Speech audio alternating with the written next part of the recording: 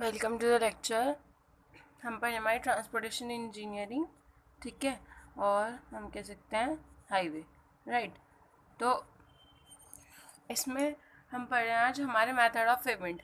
Flexible pavement को design करने के हमारे कौन कौन से मेथड होते हैं, ठीक है। तो बहुत सारी अप्रोच होती हैं। फ्लेक्सिबल पेमेंट को डिज़ाइन करने के लिए बहुत अप्रोच होती है। इसको 3 पार्ट्स में क्लासीफाई किया हुआ है, ठीक है। नंबर 1 है हमारा एम्पिरिकल मेथड। ये किसके बेस पे होते हैं? हमारी प्रॉपर्टी और स्ट्रेंथ पैरामीटर, जो हमारा सॉल्ट अपग्रेड होता है, ठीक है, उसकी उसके स्ट्रेंथ पैरामीटर पे, ठीक है, उसकी प्रॉपर्टीज़ पे, फिजिकल प्रॉपर्टीज़ पे डिपेंड करते हैं। जैसे इसमें कौन कौन सा होता है? हमारा group index method, CBI method, stabilometer method और एमसी लेड मेथड, ठीक है, और भी होते हैं इसमें। अब हम देखते हैं हमारे सेमी एम्पिरिकल मेथड और semi theoretical method. Second number पे जो होते हैं वो बेस्ड होते हैं स्ट्रेस स्ट्रेन फंक्शन पे, ठीक है, और एक्सपीरियंस के थ्रू जो देखा गया है उससे हम निकालते हैं सेमी थियोरेटिकल और सेमी एम्पिरिकल मेथड। इसका एक एग्जांपल है ट्रायक्सल टेस्ट मेथड। थर्ड होते हैं हमारे थियोरेटिकल मेथड। जो हमारे थियोरेटिकल मेथड होते हैं ये मैथमेटिकल कंपटीशन पे बेस्ड होते हैं, मैथमेटिकल इक्वेशन पे बेस्ड होते हैं, ठीक है। जैसे कि बर्मिस्टर मेथड, ये किस पे बेस्ड है?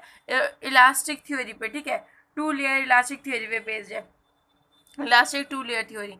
अब इम्पॉर्टेंट ये जो सबसे इम्पॉर्टेंट है अभी फिलहाल वो है हमारा IRC37। जो हमारा IRC37 है वो किससे डील करता है? वो हमारी डील करता है हमारे IRC37, यस, IRC37 हमारी डील करता है डिज़ाइन ऑफ फ्लेक्सिबल पेमेंट से, ठीक है। जहाँ पे हमारी डिज़ाइन ऑफ फ्लेक्सिबल पेमेंट अगर हमें देखने तो हम IRC कोड में 37 पे देखेंगे, IRC37 देखेंगे कि हमें कैसे कैसे हमारी डिज़ाइन प्रोसीजर फॉलो करनी है, ठीक है।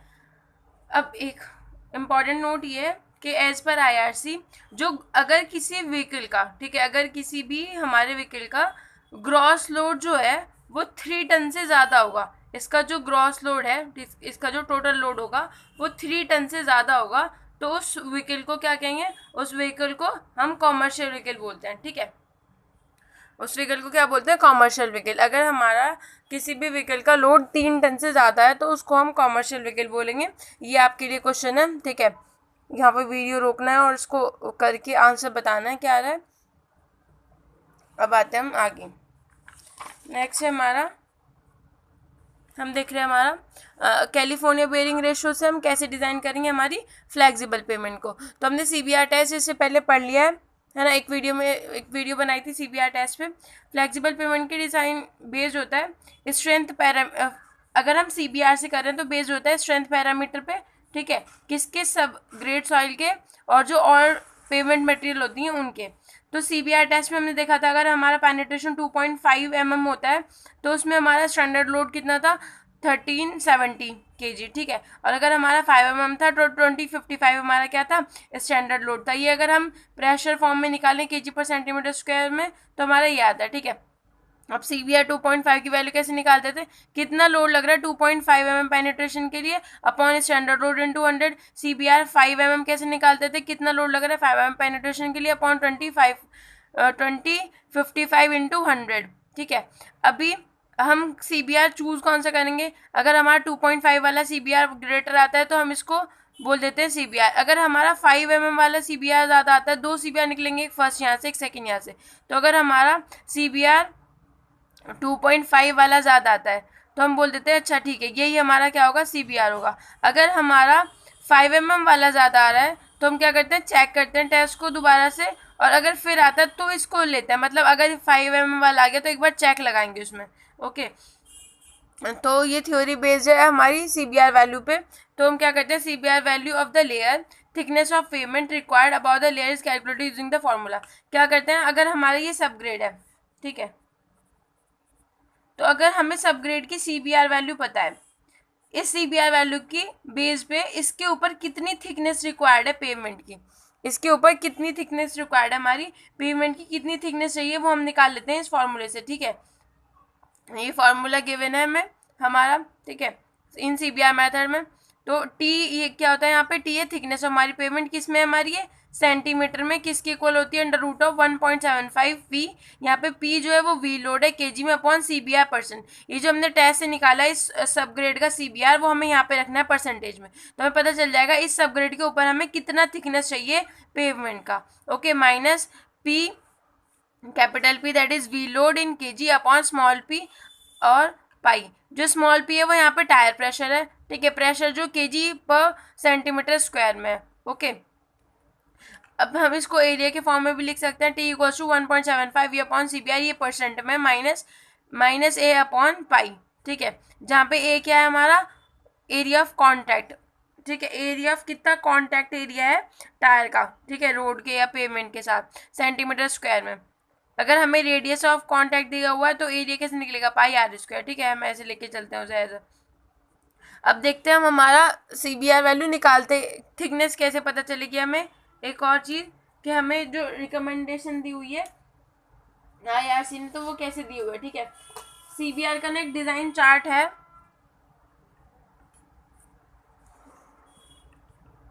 सी बी आर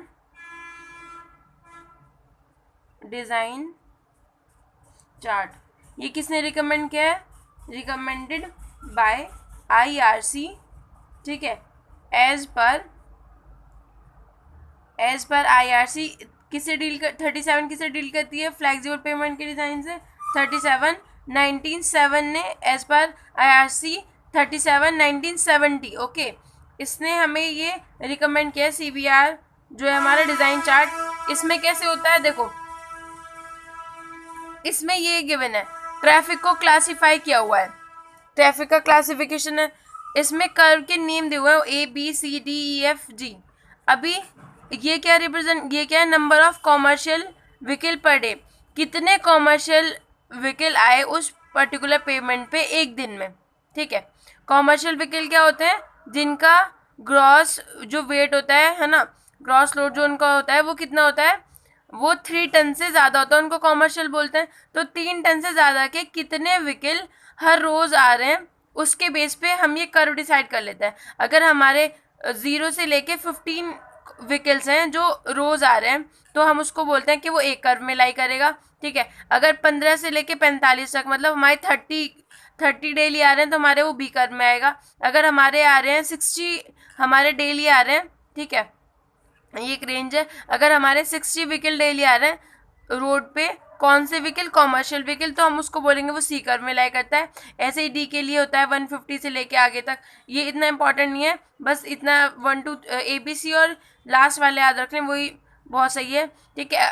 एफ कब बोलते हैं हम, तब हमारा 1500 से लेके 4500 व्हीकल्स तक के बीच का कोई भी वैल्यू आ रहा है, कॉमर्शियल व्हीकल इतने आ रहे हैं रोजाना, ठीक है, उस पर्टिकुलर पेमेंट पे, तो उसको बोलते हैं हम एफ, और इससे ज़्यादा आ रहे हैं तो हम उसको बोलते हैं जी, है ना।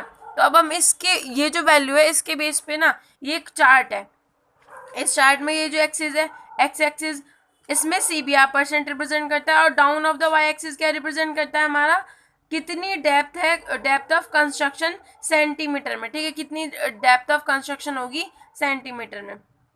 तो हम इस चार्ट के हिसाब से कैसे देखेंगे, जो हमारा ए कर्व होता है, ठीक है, इसमें जो कर्व होते हैं वो ऐसे होते हैं,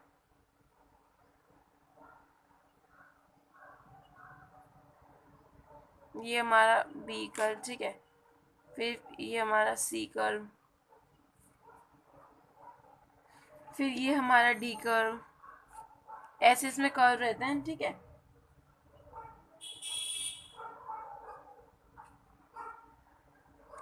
ये हमारा हो गया ई कर्व, और ये हो गया हमारा एफ कर्व। ओके,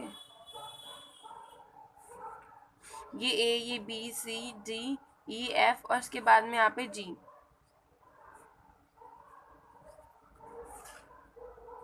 तो अगर हमारे किसी रोड पे जो नंबर ऑफ व्हीकल्स हैं, कॉमर्शियल व्हीकल हैं, वो 10 आ रहे हैं, तो ये किस में लाई करेगा, ए कर्व पे, तो ये आ जाएगा हमारा ए कर्व पे, ठीक है। तो अब हम मुझे वैल्यू जो देखनी है वो ए कर्व पे देखनी है। अगर हमारी CBR की वैल्यू वहाँ पे जो हमारा सब ग्रेड है उसके लिए 5 आ रही है, ओके 5 आ रही है, तो हम जाएंगे हमारी CBR, अच्छा CBR 5 आई, तो हम 5 पे आए, 5 से देखेंगे इस कर्व पे जहाँ कट कर रहा है उससे आएंगे हम हमारी डाउन वाई एक्सिस पे, जिससे हम क्या देखेंगे, हमारी यहाँ अच्छा हमें हमारी जो डेप्थ ऑफ कंस्ट्रक्शन है वो इतनी होनी चाहिए, ठीक है। ऐसे अगर हमारी सीबीआर की वैल्यू 10 आ रही है किसी भी हमारी सब ग्रेड के लिए जहाँ पे हमें पेमेंट बनाना है अपनी, ठीक है, जो हमने साइट है वहाँ पे, और हमारे वहाँ पे नंबर ऑफ कॉमर्शियल व्हीकल आने की अभी हमें पता तो नहीं है कितने आएंगे, पर जो हम एक तरीके से एस्टिमेट लेके चलते हैं ना, तो मान लिया वहाँ पे 30 आ रहे हैं तो ये बी कर में लाई करेगा, तो 10 इसकी सीबीआर वैल्यू है और 30 क्या आ रहे हैं इसके, 30 इसके आ रहे हैं नंबर ऑफ कॉमर्शियल व्हीकल। तो नंबर ऑफ कॉमर्शियल व्हीकल 30 है तो हमें किस में देखना पड़ेगा, बी कर्व पे, तो हम गए बी कर्व पे।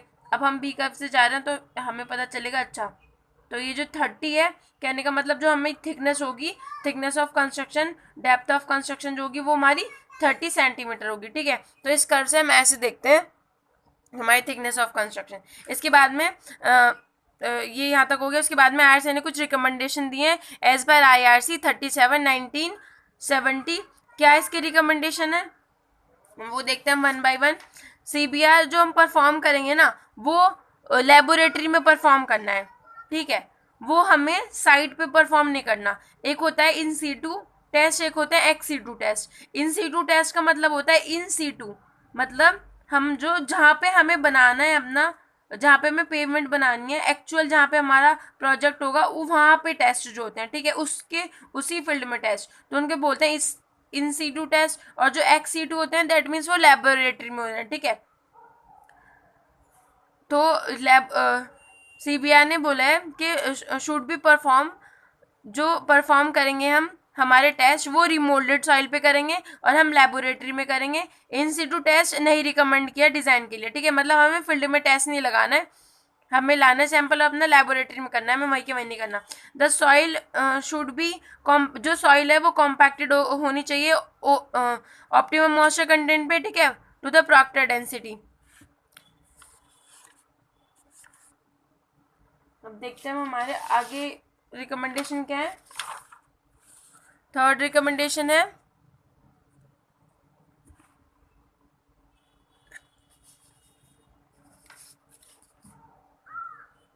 जो टेस्टिंग में हम सैंपल लेंगे, ठीक है, वो 4 दिन के लिए, 4 डेज पीरियड के लिए पहले ही क्या होना चाहिए, सॉक्ड होना चाहिए पानी में, ठीक है। पर अगर कहीं पे ऐसा है कि हमारी जो रेनफॉल है वो 50 सेंटीमीटर से कम होती है तो वहाँ पे ज़रूरी नहीं है कि हम अपने सैंपल को वाटर में सोक करें।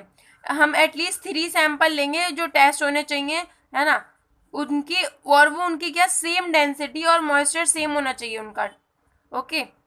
और जो उसमें वेरिएशन आएगा उनकी वैल्यू में वो परमिसिबल वैल्यू से ज़्यादा नहीं होना चाहिए। मतलब हमने 3 सैंपल लिए, एक सैंपल लिया, दूसरा सैंपल लिया, तीसरा सैंपल लिया, तीनों सैंपल की क्या इनकी डेंसिटी और इसका मॉइस्चर कंटेंट जो, ठीक है, इसकी रो और इसका मॉइस्चर कंटेंट क्या हो, इनका सबका सेम होना चाहिए। और जब हम इन टेस्ट से वैल्यूज़ निकालेंगे, इसकी सीबीआर वैल्यू, ओके, इसकी सीबीआर वैल्यू निकाली और फिर इस सैंपल के लिए हमने सीबीआर वैल्यू निकाली, इनकी सीबीआर वैल्यू में जो है ना वेरिएशन वो परमिसिबल वैल्यू से ज़्यादा नहीं होना चाहिए। इनका जो वेरिएशन होना चाहिए वो should not be greater than permissible value, okay. तो अगर ज़्यादा होगा वेरिएशन तो क्या करेंगे, हम 6 सैंपल लेंगे, ठीक है, तो फिर हमें 6 सैंपल का एवरेज कंसीडर करना पड़ेगा। अगर ज़्यादा है तो 6 एवरेज का कंसीडर करना पड़ेगा। पता कैसे चलेगा कि हमारा ज़्यादा है कि नहीं है, तो हम देखेंगे यहाँ से परमिसिबल वैल्यू 3% होती है। अगर हमारा सीबीआर, अगर हमारी सीबीआर की वैल्यू 10% तक वेरी कर रही है 0 से 10, तो परमिसिबल है 3%, 3% तक है तो सही है। अगर हमारी 10 से 30% में आ रही है हमारी सीबीआर वैल्यूज़ में, तो हमारा 5% तक का वेरिएशन जो है वो हमारा परमिसिबल वेरिएशन है। अगर हमारी सीबीआर वैल्यू में 30 से लेके 60 तक है हमारी सीबीआर की वैल्यू जो आ रही है, तो हमारा जो परमिसिबल वेरिएशन है वो 10% तक है, ठीक है, मतलब 10% तक परमिसिबल है। अगर हमारी सीबीआर वैल्यू इसकी 60 आई और इसकी 40 आई तो हम 10% तक वेरिएशन ले सकते हैं, ओके।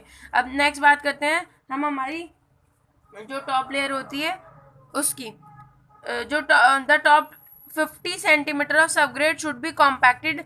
जो टॉप सबग्रेड होता है, सबग्रेड के ऊपर का जो टॉप होगा, ठीक है, सबग्रेड के ऊपर मतलब हमारी नेचुरल सॉइल, उसके ऊपर 50 सेंटीमीटर जो है वो हमें क्या करना है, वो कॉम्पैक्टेड होना चाहिए। किस पे, ये हमारा क्या होना चाहिए, कॉम्पैक्टेड होना चाहिए। और 95 to 100 परसेंट प्रॉक्टर डेंसिटी पे होना चाहिए। ओके, फिर उसके बाद में एस्टिमेशन के लिए, फ्यूचर एस्टिमेशन के लिए, क्योंकि व्हीकल्स जो है वो फ्यूचर में इंक्रीज हो जाएंगे, हैवी व्हीकल्स, उनकी ग्रोथ रेट के बेसिस पे हम डिज़ाइन करते हैं, तो हम उसमें लेते हैं A=P1+R की पावर, A=P1+R की पावर n+10, है ना, जहाँ पे हमारा ए क्या होता है, नंबर ऑफ हैवी व्हीकल्स कितने आ रहे हैं डेली फॉर डिज़ाइन के लिए, जिनका वेट क्या है 3 टन से ज़्यादा, that means commercial vehicle. P होता है number of vehicle per day, कितने नंबर ऑफ व्हीकल आ रहे हैं डेली, और नंबर ऑफ हैवी व्हीकल था ये। ओके, आर क्या है हमारा एनुअल रेट है ऑफ इंक्रीज ऑफ व्हीकल, कितने एनुअल रेट से हमारे व्हीकल्स होंगे इंक्रीज हो रहे हैं, एन है नंबर ऑफ ईयर बिटवीन, कितने हमारी ईयर कंस्ट्रक्शन में लगे, ठीक है, हम एक तरीके से कह सकते हैं हमारा एन वो है जब हमारा कंस्ट्रक्शन कंप्लीट हो जाएगा बन के वो। तो पी क्या है हमारा, पी 7 डेज का एवरेज लेते हैं, होना चाहिए, ठीक है। और जो हमारा आर है उसको हम कैसे ले सकते हैं 7.5%, जो रोड्स हमारी रूरल एरियाज में उनके लिए, ठीक है।